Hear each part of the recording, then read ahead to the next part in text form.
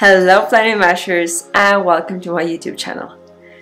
Today we are doing a video I've been delaying for a while, but I think I'm ready now. We are doing a review of an Archie and Olive notebook. Okay, so let me start this review by saying that I have quite a few of Archie and Olive notebooks. I have an A5, a blackout book, and a B5 notebook.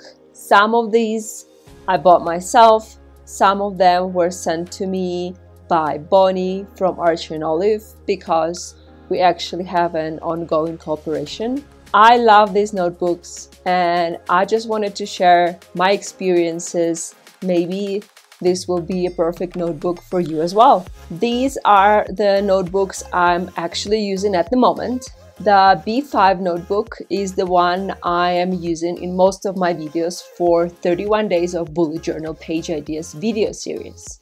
And this blackout book is actually my current bullet journal. You can see my spreads in this journal in my latest October Plan With Me video. So I'm not gonna go into detail with these two notebooks. You can see them in action in my other videos. But I do want to review in detail this brand new A5 notebook. So, Archie and Olive notebooks arrive pretty much like this. Of course, there is packaging, but I already took out everything and leaving here just the naked notebook. So, it arrives with this little band around it where you can see general information.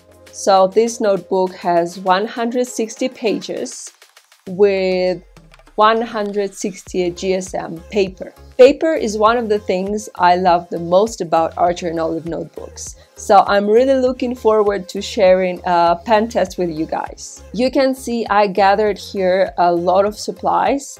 These are the pens and markers that are usually ghosting or bleeding in all my other journals. So I gathered them here and I'm gonna pen test these in my Archie and Olive notebook. So when we're talking about the size of notebooks, I don't really have that many notebooks with me ever since our move, but here is a Dingbats notebook, and obviously Archie and Olive is a little bit smaller because it's an A5 and Dingbats is a little bit larger. But I thought a lot of people are using Dingbats, so it might be a good comparison. Actually, this video comes with accompanying blog post where I will be doing a grid guide and the sizes for A5 notebook and a B5 notebook as well. So make sure to check it out. The link will be in the description. Now let's take a look inside. So let me take off this band. So the first thing you notice, apart from the fact how absolutely cute this notebook is that the cover is made of canvas. It's not actually faux leather or leather like in many other brands. There is also a gilded decoration, which is super pretty. The pages are not gilded, unlike in the blackout book. There is a pen loop, which is obviously very convenient, and the ribbon holds the notebook together. It's pretty sturdy. Now, let's open up this baby and take a look inside. The notebook starts with "This notebook belongs to," and then there is an Archie and Olive logo and link to their website. I really recommend you to sign up for their website because Archie and Olive notebooks are sold like hotcakes. So if you want to get yours, be sure to be on their newsletter and get notifications when the notebook is back in stock. Once we turn the page, we directly start seeing the dot grid pages. You can see because of the binding, the first few pages are a little bit lost.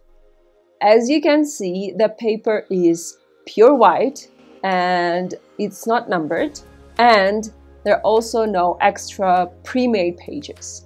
You open the journal and here are your beautiful dot grid pages just waiting to be drawn on. There are also 2 ribbon bookmarks, which is fantastic. The 2 is perfect because you can put one on your monthly spread, you can put the other one on your current weekly spread, and it's just so much easier to find information that way. And on the back there is a pocket which is quite spacious, and it's great because you can put there whatever stickers or cutouts or other supplies you want to always have with you.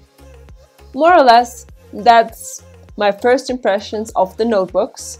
So I think it's time for us to jump into the fun part, which is a pen test. I always do my pen tests on the back because I feel like it's the least painful place for anything to happen. When I will be doing the pen test, I will speed it all up, but before I do, let me just go through some of the supplies I will be using. First ones are the Ecoline brush pens. They are watercolor based, so they do ghost or even bleed in my other notebooks. Next ones are Zebra Click Art. These are just markers. They do ghost or even bleed through my Nuna, but I'm sure it's not going to be a problem for Archer and Olive. The next thing are the Stabile Bows highlighters. I usually have problem with them in all my other notebooks, so let's see how Archer and Olive can handle them. Then I will be also using my Karin brush markers Pro. They are water-based as well, so there is ghosting and sometimes bleeding in my other notebooks. And finally, we will be trying some watercolor. This is my Petite color set from Sakura, and as you can see, it's all brand new, so I'm really looking forward to trying out these as well. So without further ado, let's dive in.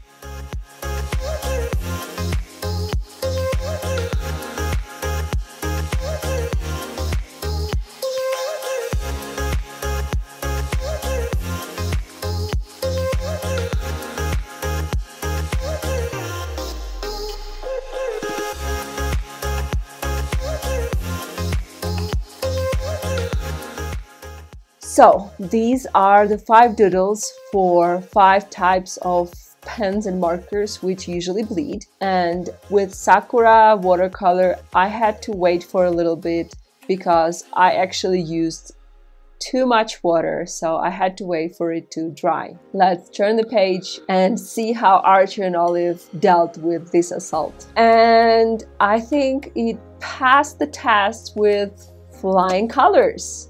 There is no bleeding and no ghosting at all. If you're becoming picky, maybe you can see a little bit of Karin markers, but other than that, nothing.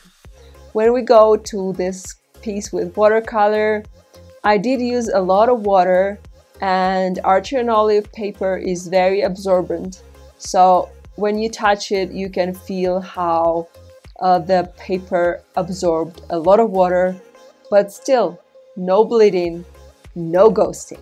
Something I want to mention about Archer and Olive paper is that it's not really glossy like in many other notebooks. It's really not a big deal, but I thought that's something you should know if you want your pages to be very glossy and sleek on the touch. That's not the paper here. So personally, my verdict is these notebooks are awesome. There are some cons. There are no pre-made pages and the pages are not numbered. All of these are not important for me, but I felt like it's worth mentioning. I hope my review was useful. I'll see you in the next video. Keep bullet journaling and don't be a blob. Bye!